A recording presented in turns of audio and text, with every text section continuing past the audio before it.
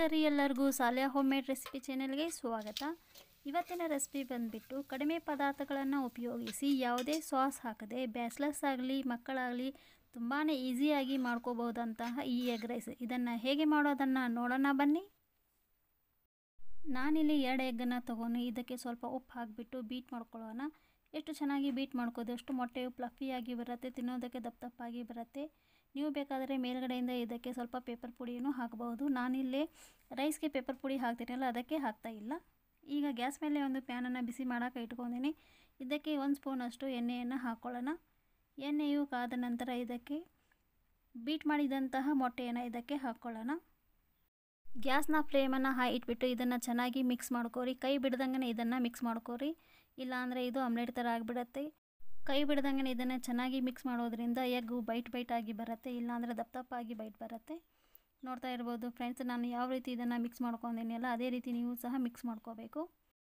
ಈಗ ಈ ಎಗ್ಗನ್ನು ಒಂದು ಪ್ಲೇಟ್ಗೆ ತೆಗೆದು ಬಿಡೋಣ. ನೋಡ್ತಾ ಇರ್ಬೋದು ಫ್ರೆಂಡ್ಸ್, ಒಂದು ಪ್ಲೇಟ್ಗೆ ತಗೊಂಡಾಗಿದೆ ಅಂತ.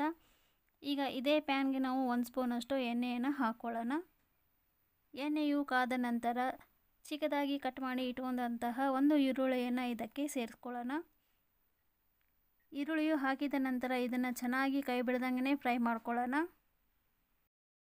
ಚಿಕ್ಕದಾಗಿ ಕಟ್ ಮಾಡಿದಂತಹ ಒಂದು 4 ರಿಂದ 5 ಹಸಿಮೆಣಸಿಕಾಯನ್ನು ಇದಕ್ಕೆ ಹಾಕ್ಕೊಳ್ಳೋಣ. ಇದನ್ನು ಹಾಕಿದ ನಂತರ ಚೆನ್ನಾಗಿ ಎಣ್ಣೆಯಲ್ಲಿ ಫ್ರೈ ಮಾಡ್ಕೋಬೇಕು.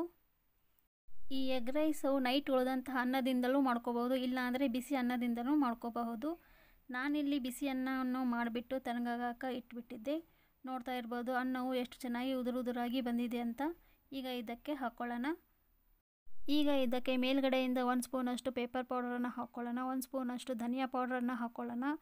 1 ಸ್ಪೂನಷ್ಟು ಗರಂ ಮಸಾಲವನ್ನು ಹಾಕ್ಕೊಳ್ಳೋಣ. ರುಚಿಗೆ ತಕ್ಕಷ್ಟು ಉಪ್ಪನ್ನು ಹಾಕ್ಕೊಳ್ಳೋಣ. ಉಪ್ಪು ನೋಡ್ಕೊಂಡು ಹಾಕಿರಿ, ಯಾಕಂದರೆ ಅನ್ನ ಮಾಡುವಾಗ ನಾವು ಉಪ್ಪು ಹಾಕಿರ್ತೀವಲ್ಲ.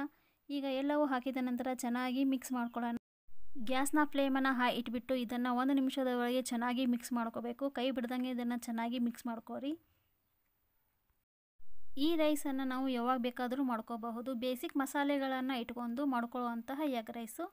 ಈಗ ಮೊದಲೇ ಫ್ರೈ ಮಾಡಿ ಇಟ್ಕೊಂಡಂತಹ ಎಗ್ಗನ್ನು ಇದಕ್ಕೆ ಹಾಕ್ಕೊಳ್ಳೋಣ. ಎಗ್ಗವು ಹಾಕಿದ ನಂತರ ಇದನ್ನು ಚೆನ್ನಾಗಿ ಮಿಕ್ಸ್ ಮಾಡ್ಕೊಳ್ಳೋಣ. ಚೆನ್ನಾಗಿ 1 ನಿಮಿಷದವರೆಗೆ ಚೆನ್ನಾಗಿ ಫ್ರೈ ಮಾಡ್ಕೋಬೇಕು. ಯಾವುದೇ ಸಾಸನ್ನು ಹಾಕದೆ ಜಾಸ್ತಿ ಮಸಾಲೆಗಳನ್ನು ಹಾಕದೆ ಮಾಡಿದಂತಹ ಈ ಎಗ್ ರೈಸು ಬ್ಯಾಚಲರ್ಸ್ ರೆಸಿಪಿ ಅಂತಲೇ ಇದನ್ನು ಹೇಳಬಹುದು. ನೋಡ್ತಾ ಇರ್ಬೋದು ಫ್ರೆಂಡ್ಸು ಎಗ್ ರೈಸು ಎಷ್ಟು ಚೆನ್ನಾಗಿ ಬಂದಿದೆ ಅಂತ. ಈಗ ಇದಕ್ಕೆ ಮೇಲ್ಗಡೆಯಿಂದ ಸಣ್ಣದಾಗಿ ಕಟ್ ಮಾಡಿ ಇಟ್ಕೊಂಡಂತಹ ಕೊತ್ತಂಬರಿ ಸೊಪ್ಪನ್ನು ಇದಕ್ಕೆ ಹಾಕ್ಕೊಳ್ಳೋಣ. ಕೊತ್ತಂಬರಿ ಸೊಪ್ಪು ಹಾಕಿದ ನಂತರ ಈಗ ಚೆನ್ನಾಗಿ ಮಿಕ್ಸ್ ಮಾಡ್ಕೊಳ್ಳೋಣ. ಈಗ ಈ ರೈಸು ರೆಡಿಯಾಗಿದೆ. ಗ್ಯಾಸ್ನ ಫ್ಲೇಮನ್ನು ಬಂದ್ ಮಾಡಿಬಿಟ್ಟು ಒಂದು ಪ್ಲೇಟ್ಗೆ ಸರ್ವ್ ಮಾಡ್ಕೊಂಡ್ಬಿಡೋಣ. ನೋಡ್ತಾ ಇರ್ಬೋದು ಫ್ರೆಂಡ್ಸು, ಒಂದು ಪ್ಲೇಟ್ಗೆ ಸರ್ವ್ ಮಾಡ್ತಾ ಇದ್ದೀನಿ ಅಂತ. ಸೊ ಫ್ರೆಂಡ್ಸ್, ಈ ವಿಡಿಯೋ ನಿಮಗೆ ಇಷ್ಟ ಆದರೆ ಪ್ಲೀಸ್ ಮರೆಯದೆ ಲೈಕ್ ಮಾಡಿ, ಶೇರ್ ಮಾಡಿ. ಹಾಗೆ ಫಸ್ಟ್ ಟೈಮ್ ವಿಡಿಯೋ ನೋಡ್ತಾ ಇದ್ದರೆ ಇನ್ನೂ ನನ್ನ ಚಾನಲ್ ಸಬ್ಸ್ಕ್ರೈಬ್ ಮಾಡಿಲ್ಲ ಅಂದರೆ ಸಬ್ಸ್ಕ್ರೈಬ್ ಮಾಡ್ಕೋರಿ. ಸಬ್ಸ್ಕ್ರೈಬ್ ಮಾಡಿಕೊಳ್ಳಿ, ಅದರ ಪಕ್ಕದಲ್ಲಿರುವ ಬೆಲ್ ಐಕಾನ್ ಸಹ ಆಲ್ ಆಪ್ಷನ್ ಸೆಲೆಕ್ಟ್ ಮಾಡಿ. ಇದರಿಂದ ನಾವು ಹಾಕೋ ವಿಡಿಯೋ ಹೊಸ ನೋಟಿಫಿಕೇಷನ್ ಮುಂಚೆ ಬರುತ್ತೆ. ಸೊ ಫ್ರೆಂಡ್ಸ್, ಈ ವಿಡಿಯೋ ನೋಡಿದ್ದಕ್ಕೆ ಧನ್ಯವಾದಗಳು. ಮತ್ತೆ ಭೇಟಿಯಾಗೋಣ ಇನ್ನೊಂದು ರುಚಿಕರವಾದ ರೆಸಿಪಿಯೊಂದಿಗೆ. ಅಲ್ಲಿವರೆಗೂ ಬಾಯ್ ಫ್ರೆಂಡ್ಸ್.